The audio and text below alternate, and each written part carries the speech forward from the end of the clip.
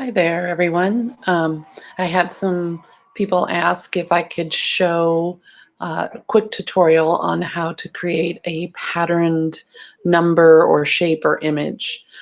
So I'm going to do the number real quick. I had a layout that was a Disney layout in which I put the year 2018 in it, and the numbers in the back or the numbers on it were patterned.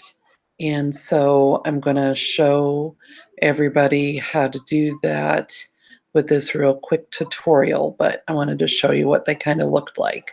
So do you see how the 2018 has a pattern right here?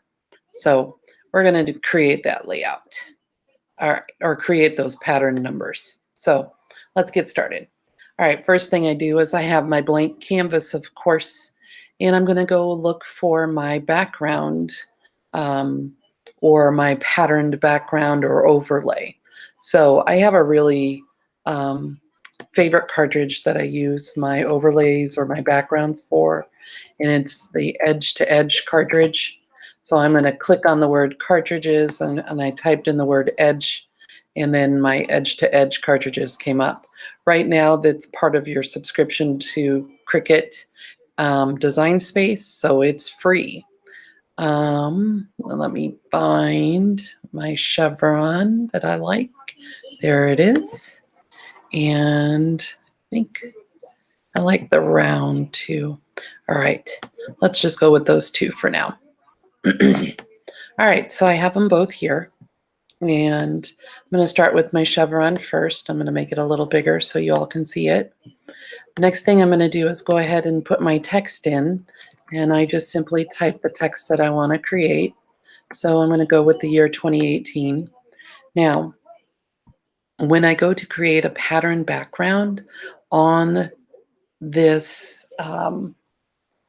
these numbers, I need to be mindful of the numbers width, because if they're too thin, your pattern won't have enough of the image to weld to. So you want to try to use thicker images or thicker fonts or numbers. So that's what I'm going to do right now. One of my favorite thicker fonts is that Birthday Bash. And the reason it is because they're pretty thick, but they also have a shadow to them. And the shadow is going to be a really important part here, and I'll show you why in just a minute. So the first thing I'm going to do is go ahead and ungroup my numbers so the top layer is separate from the shadow. Then I'm going to ungroup again both of the layers. Then I'm going to put the top layer back together with the shadow layer, just because I want to be able to resize both of the layers at the same time and at the right size. So I'm going to kind of center my number and then stretch it so it fits almost the entire shape. All right, that looks good. All right, so I'm going to click off, and then I'm going to try to pull out the shadow. Okay, and I'm going to recenter. Let me move this out of the way. It's a little distracting, isn't it? All right, so pull this down just a little. Okay, so there's my number. I'm going to select both the background and the number. And then I'm going to go down here to my layers panel, and the slice tool is down in the bottom right-hand corner, the first image there. And it is toggled on, so that means it's ready to go. There's my first image that I'm going to just put to the side. Then my second one, and then my third. I want to see which one I'm going to use. I think I'm going to use this one here. When you use this patterned background, as long as all of the pattern is connected, yeah, it looks pretty good. You can use whatever one you like most. All right, so then I took the shadow from the two that I've already have to the exact size. Move them down again, sorry. And then I'm going to just make sure to kind of center it. Looks good. I'm going to select both the pattern and the shadow. I'm going to slice, and then that should create a welded number. Doesn't that look good? All right, let's do it with my other pattern with the circles. So let's move this 2 out of the way. The circle pattern here, it's a little squished for me, so I'm gonna make it, oh, it kind of looks like Connect 4, doesn't it? All right, so there's my zeros. So I'm gonna put them together so I can resize them both at the same time. I'll put that one to the back so I can see what I'm doing. Oops, not to the front, to the back.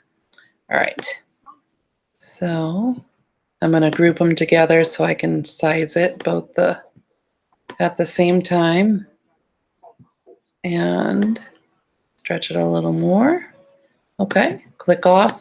Then I'm going to take the shadow part off. See how this works. Okay, highlight or select both the number and the background, and then I'm going to slice. So there's that. That's a solid piece, so I can use that if I want. That is not a solid piece. I would have to glue each and every one of these little circles onto my new shape, and I definitely don't want to do that. And that's a solid piece. So I can decide, you know, they both look exactly the same to me. Let me look. Yeah, they both look exactly the same, and they are. So I'm going to go ahead and just use the blue. So I'm going to take my shadow, center it over my top layer. That looks good. Select both images and hit slice one more time. And then remove the sliced images. And nope, that did not work because I will have to glue each one of these little pieces on. So the part that I do want is the part that I deleted. So let's go back and get it. It's a little bit of playing and trial and error, but you'll see what I'm talking about here in just a second. There we go. Okay, let's look and see if this makes a difference. All right, so put this right here. Select both images and hit slice. Let's see if that worked. Aha, there we go. All right, that's what we wanted. So all of these circles are connected to each other. They're welded, and they're welded to the outside shape too. So this here, you do the opposite of what you have. So that makes some more sense. See, I had to play with it a couple of different times to make sure that it would work when I did my layout. So this is pretty good. Okay, so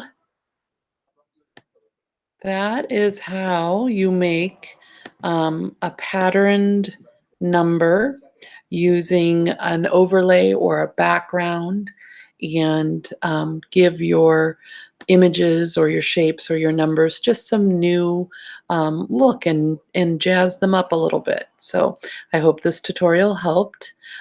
Please, you know, follow my Facebook page or join my Facebook group. It's called Cricut Design Space Scrapbooking Layouts, or you can follow me on Pinterest under Rochelle Scott and look for my Cricut Design Space layouts. And then please don't forget to subscribe. All right, well, have a good night. Tomorrow's school, so I better be going to bed here. So have a good night. Bye, everyone.